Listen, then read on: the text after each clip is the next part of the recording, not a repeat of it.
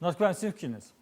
Əslində, gərək baxmaq lazımdır ki, ümumiyyətlə atəşin dayanmasını, müharibənin dayanmasını kim istəyir?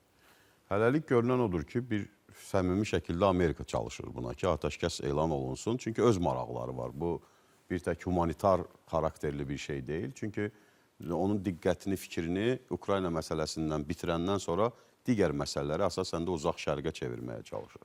Amma hər bir tərəf, o cümlədən Rusiyanın da, Ukraynanın da müharibəni saxlamamaq üçün öz səbəbləri var. Rusiya təbii ki, üstün olduğunu düşünür. Ən azından hərbi əməliyyatlarda üstünlüyü var. Addım-addım irəlilədiyini düşünür və buna görə də indi belə özünə sərf etməyən şərtlərlə müharibəni saxlamaqda maraqlı deyil. Zelenski də və onun arxasında duran Avropa liderləri də müharibənin dayandırılmasından sonra atılacaq addımlardan o qədər də aydın təsəvvürləri yoxdur. Müharibə dayansa hərbi vəziyyət götürülməlidir, hərbi vəziyyət götürülsə seçkilər olmalıdır, seçkilər olması üçün hərbi vəziyyət götürəndən sonra sərhədlər açılmalıdır və s. Bax, bu prosesə Zelenskinin komandası da tam hazır deyil. Çünki seçki sürəcində hansı nəticələr ortalığa çıxacaq, hansı suallar yaranacaq, bu da ciddi bir müzakirə mövzusudur. Avropanın isə hələlik görünən odur ki, məqsədi müharibəni bacardıqca uzatmaqdır. Çünki müharibə uzandıqca Avropaya yarana biləcək təhlükələrin azaldığını düşünürlər. Rusiyanın daha da zəifləyəcəyini düşünürlər. Yəni özlərinin də hazırlanmaq üçün vaxt tutur. Vaxt lazımdır ki, öz hərbi sənaye komplekslərini bir müddətdən sonra tam gücü ilə işə sala bilsinlər. Ona görə də hələlik Trumpın belə və Amerika administrasiyasının atəşkəsə nail olmaq cəhdlərini görürük. Amma niyə İstanbul? Burada da Putinin gedişi ondan ibarət idi ki, müharibədən cəmi bir ay yarım sonra İstanbulda zaten görüş olmuşdu. Demək olar ki, hər şey razılaşdırılmışdı və imzalar atılmışdı və prezidentlərin görüşü nəzərdə tutulurdu. İndi qaldıqları yerdə elə həmin İstanbula 3 ildən sonra görüşü salmaqla Zelenski və komandasını da ciddi şəkildə nüfuzdan salmağa çalışır ki, yaxşı 3 ildən sonra bax bu komanda nəyə nail oldu? Biz o vaxt təklif etdiklərimiz vəziyyət yeri gəlmişkən o vaxt nə Zaporojye, nə Xerson Rusiyanın konstitusiyasına salınmamışdı. Orada o psevdo referendumlar olmamışdı, o yalancı referendumlar keçirilməmişdi. Yəni orada ümumiyyətlə o məsələlər yox idi. İndi daha sərt şərtlərlə İstanbulda danışıqlara gediləcək. Mən Rasim müəllimdən tam razıyam, Putin oraya gəlməyəcək. Çünki zaten bu məntiqlə də belədir. Bu tipli görüşlərdə birinci ekspert qrupları işləyir, bir neçə dəfə görüşürlər, razılaşdırmalar olur. Bir-iki məsələdə razılaşdırmalar lazım gələndə artıq liderlərin görüşündə o incə detallar, ştrixlər müəyyənləşir. İndi ortalıqda hələ heç nə yoxdur. Birdən-birə Putin və Zelenskinin görüşməsi mümkün görünmür. Amma bunu bir Zelenskinin öz stilində bir PR aksiyasına çevirmək cəhdləri var ki, mən nəinki danışmağa hazıram, mən hətta Putinlə görüşməyə hazıram. İndi yəqin ki, jurnalistlər ona da sual verəcəklər ki, elə Zelenskinin özünün Putinlə danışıq aparmaq və görüşməklə bağlı qadağası var, özünün bir fərmanı var. Qanun var. Bəli, o hələ ləğv olunmayıb. Yəni onda necə olacaq ki, bu görüş baş tutacaq? Ona görə də ilkin addım kimi pozitivdir. Ən azından yenə də Türkiyədə olması bizim üçün də çox yaxşıdır. Çünki qardaş ölkənin bu tipli beynəlxalq ciddi məsələlərin mərkəzinə çevrilməsi Azərbaycan üçün də sərfəlidir, necə deyərlər. Amma hər bir halda prosesin başlanması, hansısa bir addımların atılması ondan xəbər verir ki, geci tezi yaxın zamanlarda atəşkəs olacaq. Bu sülh deməkdirmi? Yox. Amma atəşkəsin olması ehtimalı kifayət qədər yüksək. Nə qədər də dəstək vermirdilər. Biden dövründə mövqe ondan başı fərqli idi axı. Onlar oynayırdılar. Oynamağa çalışırlar ən azı. Amma Biden administrasiyası da heç vaxt deməyib ki, Ukrayna nə vaxtsa NATO-ya üzv olacaq. Bu ümumiyyətlə belə söhbət... Müharibənin başlanma səbəbi nə idi? Baltik dənizi ölkələrindən başqa heç bir ölkə 21 dekabr 2021-ci il müraciəti var idi. Ukrayna istəyir NATO-ya üzv olmaq, bəli.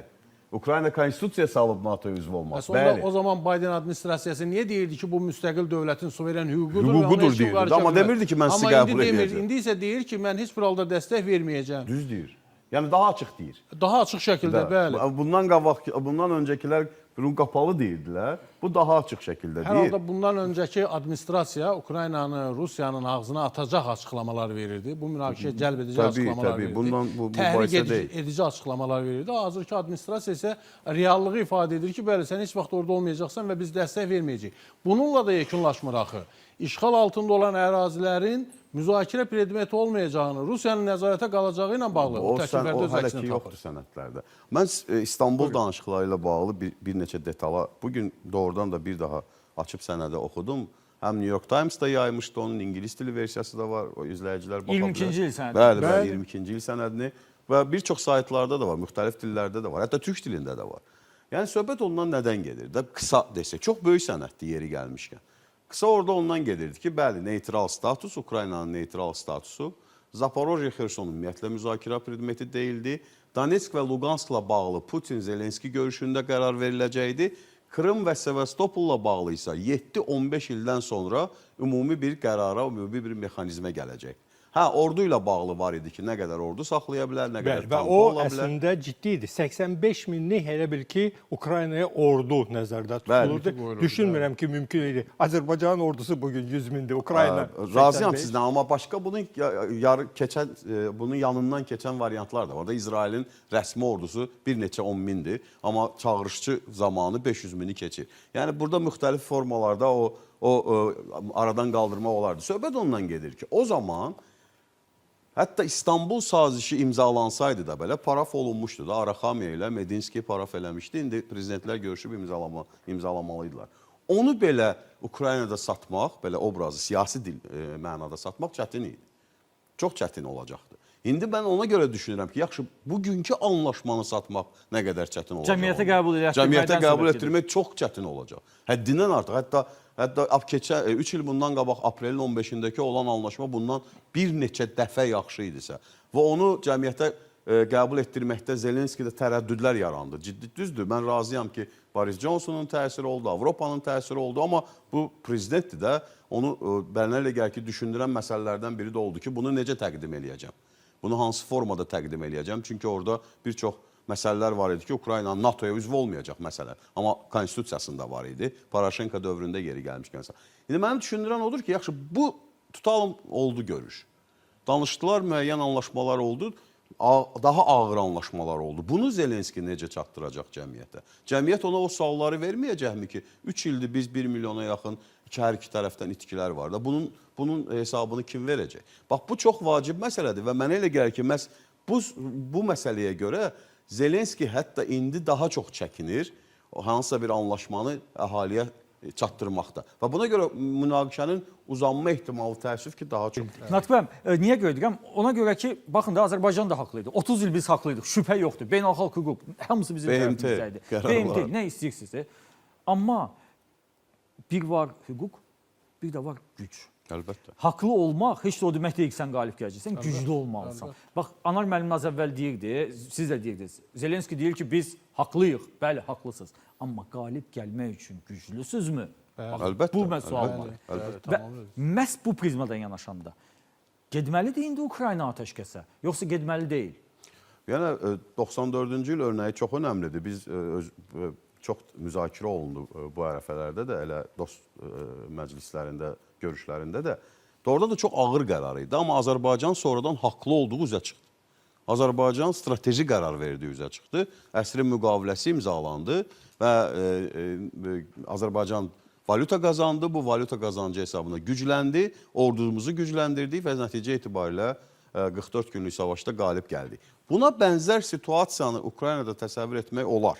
Maştab fərqlidir, güclərin nisbəti fərqlidir, amma olar da. Məsələn, onlarda da mineral anlaşması var, indi imzalanıb.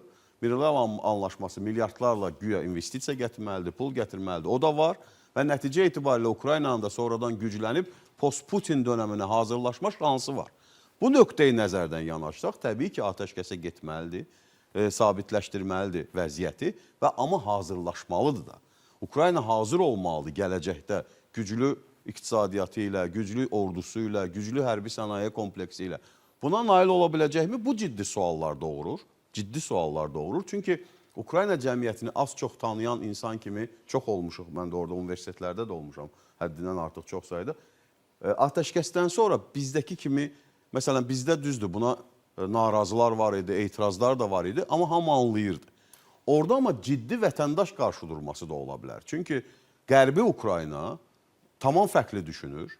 Tamam fərqli düşünür. Ancaq müharibənin əziyyətini onlar çəkmirlər. Bəli, tamamilə doğrudur. Onlar ancaq ən yaxşı halda və ən pis halda yəni raketlər uçur, raketlər dəyir. Amma onlar tamam fərqli düşünür. Və yeri gəlmişkən Zelenskinin seçkilərində səs verməyə baxsaq, Səs orada alınır. 73-74 faizi Oradan almışdı. oradan almamışdı əksinə. Orada Paraşenko udmuşdu. Bəli, şərqdə Qərbi alır. Ukraynada Paraşenko udmuşdu. 20 neçə faiz hissəsi Paraşenko orada almışdı. Şərqi Ukraynada, yəni müharibə istəməyən Cənub və Ukraynada Şərq udmuşdu. Və Zelenski onlara demiş, Şərqi Ukrayna Bəli, demiş demişdi ki, ki, mən mən müharibə müharibəyə eləməyəcəm. imkan verməyəcəm. Hətta dizi üstə durub üzr istəyəcəm Donbasdan və Donbası geri qaytaracağam. Mən o mitinqdə yadımdadır. Və seçkiyə 2 həftə qalmış. Zelenski rusca çıxış eləyirdi yeri gəlmiş. Yəni heç Ukraynca da bilmirdi o vaxt. Yəni söhbət ondan gedir ki, indiki situasiyanı baxsaq və proyeksiya eləyə bilsək gələcəyə, Ukraynanın dayanmaqdan başqa atəşkəsə razılaşmaqdan bağlı seçeneyi nədir? Vuruşmaq. Yaxşı, vuruşmaq üçün nə lazımdır? Silah, sursat, canlı qüvvə. Və onun nisbətinə baxanda Rusiyanın 145-146 milyonluq əhalisi, Ukraynanın artıq heç bilinmir nə qədər əhalisi qalıb. O nisbətə baxsaq, kimdə üstünlük? Rusiyada. Ukrayna tərəfdən başqa ölkələrin, məsələn, Şimali Koreya Rusiya tərəfdən vuruşdu. Başqa ölkələr rəsmi şəkildə gəlib vuruşacaqmı? Yox. Nə Fransası, nə Britaniyası, nə Polşası rəsmi şəkildə, bir daha təkrarlayım, gəlib vuruşmayacaq. Könüllülər var, olacaq, çox güman ki, amma bu yetərli deyil. Silahı çatacaqmı? O da çatmır. Silahdan asılısansa, canlı qüvvən zəifdirsə və bugünkü vəziyyətdə, situasiyada zəifsənsə, hətta aqressor, haqsız aqressorun qarşısında müəyyən geri addım atmaq, güclənmək və post-Putin dönəminə hazırlaşmaq Qərar lazım. vermək səlahiyyətindədirmi bugünkü hazırki Ukrayna hakimiyyəti? Qərar verməyə məcburdur artıq, belə deyək. Məcburdur. Avropa xüsusilə havadarları, bəlkə də ağaları imkan verəcək ona? Avropa imkan verməyəndə əvəzində nəsə verməlidir. O verməyə heç nə Məsələn, yoxdur. əvəzində verdiyi Makronun hazırladığı Avropa İttifaqının sanksiyalarında əsas bəndi Makron hazırlayır. Ümumiyyətlə danışmayaq. Çünki bu yaxınlarda Bloomberg agentliyi, özü də çox da Gəmilərimiz Trumpa də yaxın sanksiya agentlik altına deyil də, özü də etiraf elədi ki, sanksiya zad işləmir. Və Makronun sanksiyaları gücləndirik təhdidi gülməlidir sadəcə. Boş söhbət. Yəni gülməlidir, sanksiyalar işləmir. Buyurun. Üzr istəyirəm, bir cümlə əlavə eləyim, yaddan çıxmamış. Mənə elə gəlir ki, bu danışıqlar, belə deyək də, məsələnin görünən tərəfidir. Rusiyaya razı sala biləcək məsələlər ABŞ-dan gələcək təkliflər olacaq. Bu Ukrayna ilə bağlı deyil. Bəli, sanksiyaların Bir çoxu Ukrayna ilə bağlı deyil. Və onlar əgər Putinə çox xoş kökələr olsa, çox dadlı kökələr olsa, necə deyərlər, o buna razılıq verəcək. Cənubi Koreya, Şimali Koreya yox. Bəlkə də Şərqi Almaniya və Qərbi Almaniya örnəyi burada bəlkə də daha çox yerinə düşəcək gələcəkdə. Əgər Ukrayna Qərbi Almaniyaya çevrilə bilsə, obrazı desək, iqtisadiyyatı ilə, insanların rifah halı ilə, o zaman çayın o tərəfində yaşayan Rus o zaman sual verəcək ki, yaxşı, burada yaxşı yaşaya bilirdimsə, mən niyə burada yaşayıram? Bax, bu 15 ilə, 20 ilə bu sualı yaratmaq üçün Ukrayna çalışmalıdır məncə.